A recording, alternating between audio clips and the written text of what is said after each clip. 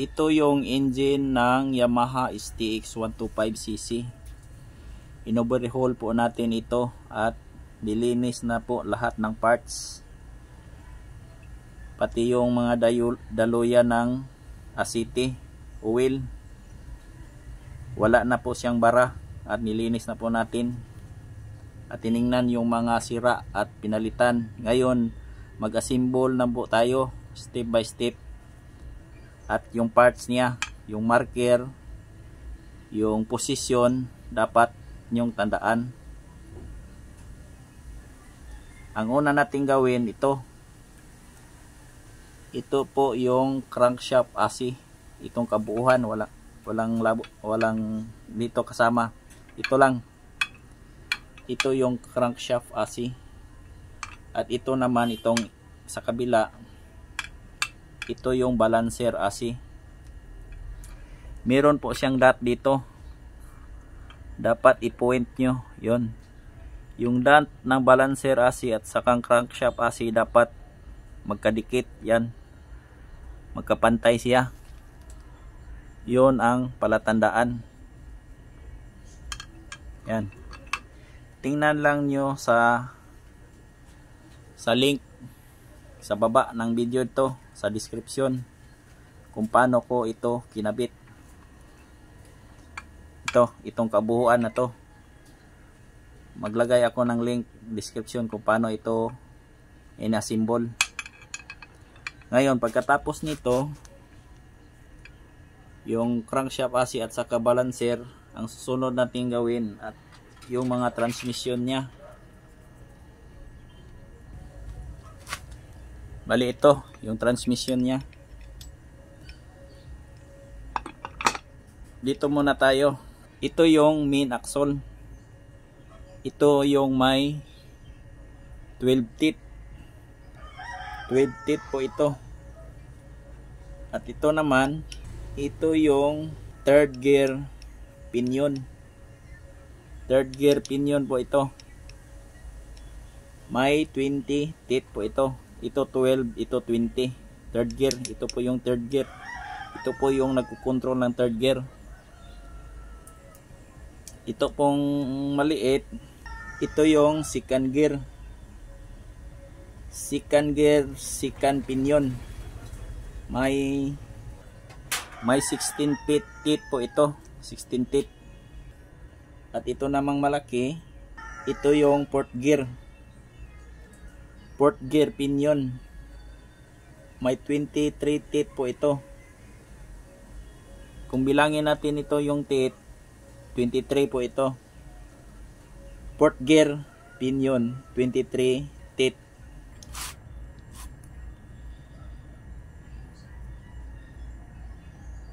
Ito naman yung drive axle. Ito yung second wheel gear, 27 teeth po ito.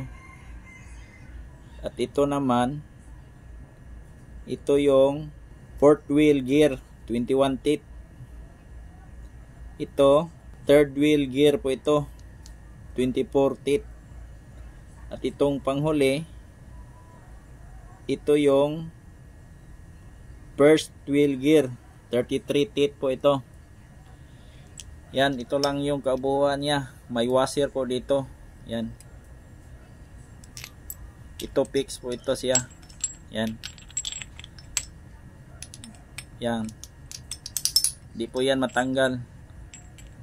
Ito yung lagay natin una. Tapos ito.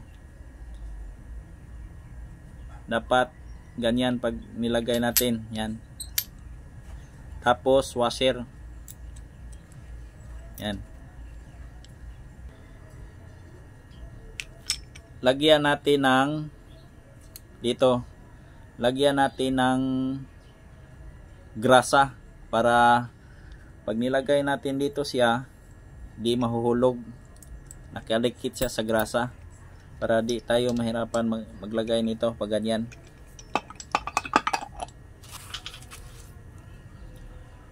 Yan, grasa. Dahil pag di natin nilagyan ito ng gasa, pag nilagay natin, mauuna itong mahuhulog. Kaya ang diskarte niyan, lagyan natin ng grasa kahit maliit lang para di siya mahulog. Yan, di na siya mahulog.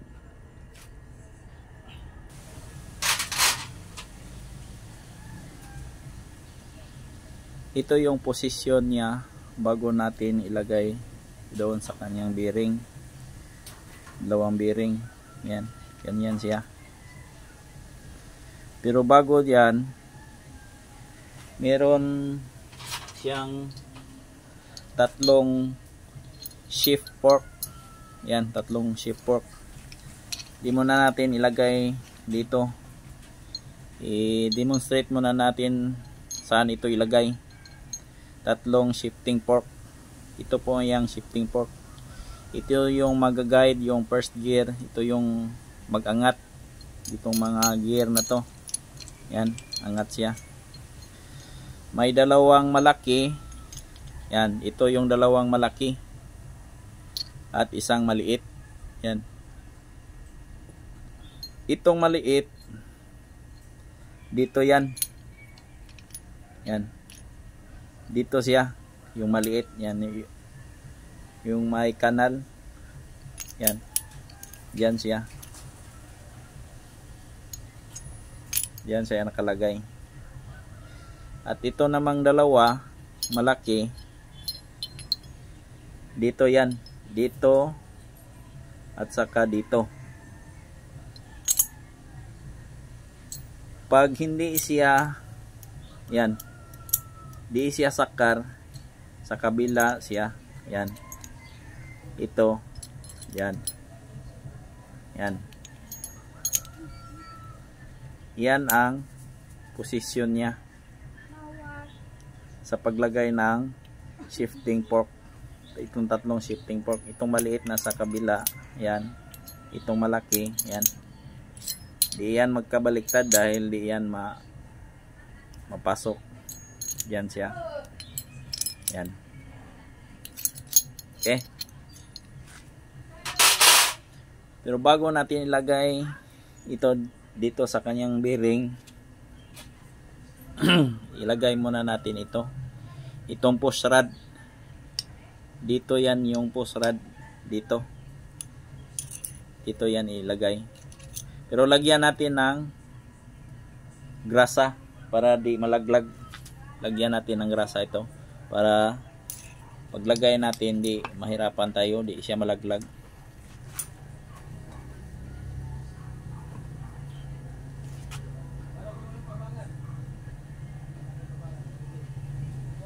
Yan, konti lang para magsilbi siyang kakapit dito. Dito yan. Yan. Yan siya. Tapos ilagay na natin. Ganyan.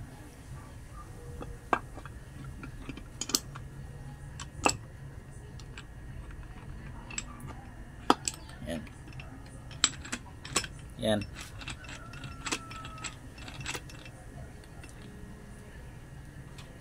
Tapos nito, ilagay natin yung cam shift AC. Shift cam AC po ito. Diyan siya, yung maliit. Dito yan, lagay yan. Yan. Tapos dito na natin ilagay yung tatlong fork shift AC. Yan. Yung maliit at saka dalawang malaki. Yan. Ganyan yung posisyon. Yung nakadawil, bandang left side siya, ilagay. Yan. Ganyan siya.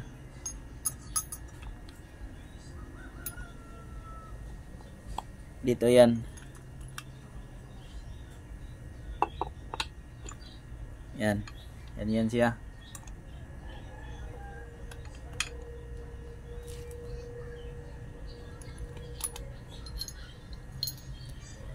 Tapos itong dalawang malaki.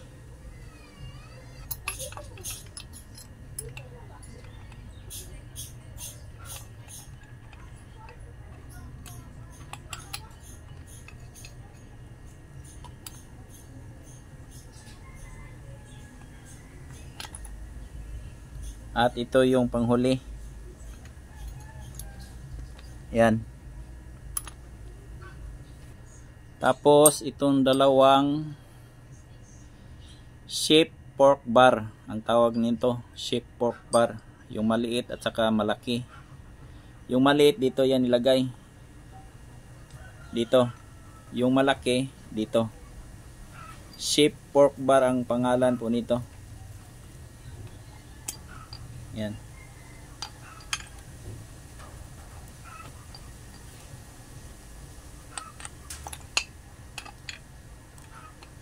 Yan.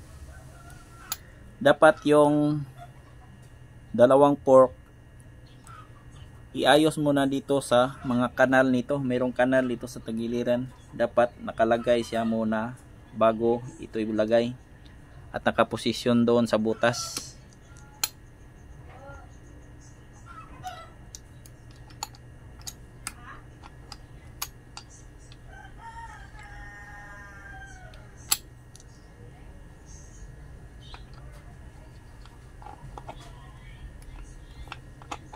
Yan. Yan. Ganyan lang. Yung maliit at saka yung malaki. At tapos yan, meron ng yung importante lang yung kalamitang na limutan, yung washer at saka yung push rod. Dapat nakalagay siya muna bago ito ilagay. Yan. At saka yung pork, tatlong pork, dapat nakalagay yung may dawil niya sa mga kanal. Tapos ilagay yung mga bar, sheep pork bar. At ganoon lang. Malalaman mo rin yung kagat niya sa first gear hanggang fourth gear pag inikot ito. Tapos sabay ikot nito. Yung tatlong pork ay tatakbo dito sa mga kanal niya, yung sa gilid. Yan. First gear, second gear, third gear, fourth gear. Yan.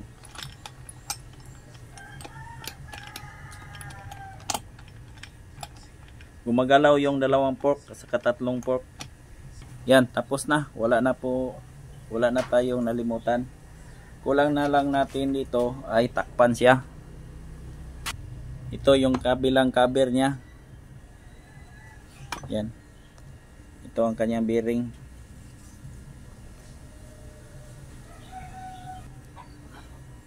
Yan.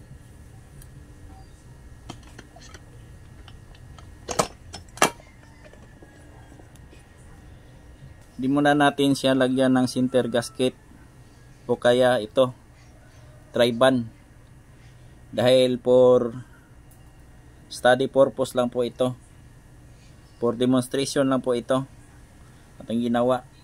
Pero ito talaga yung ginamit ko, hindi yung center gasket.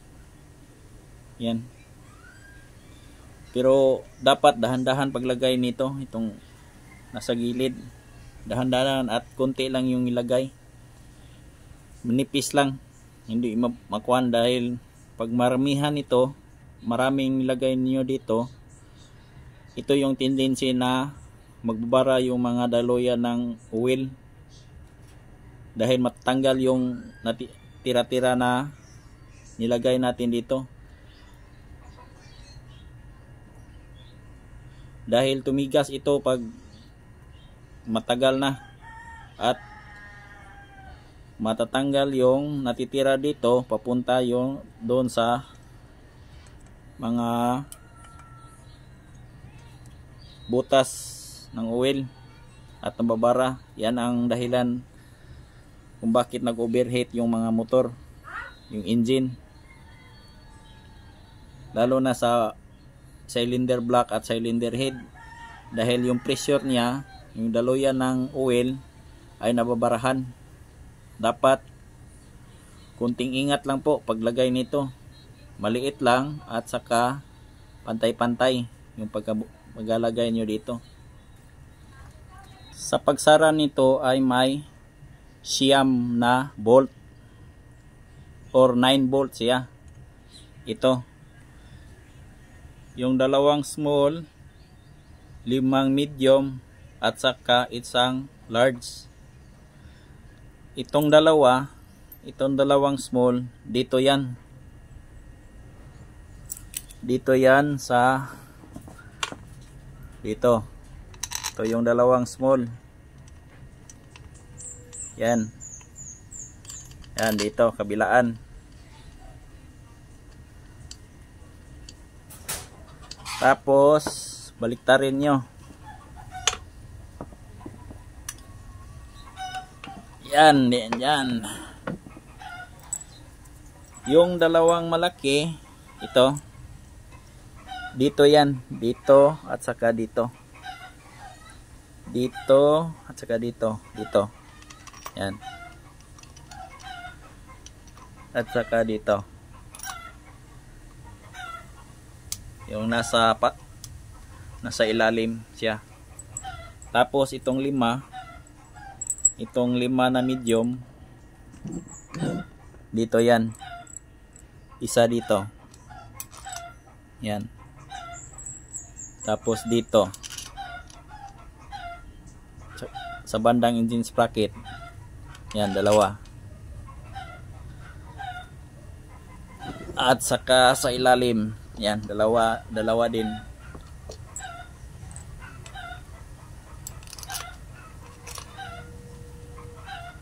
Yan. Tapos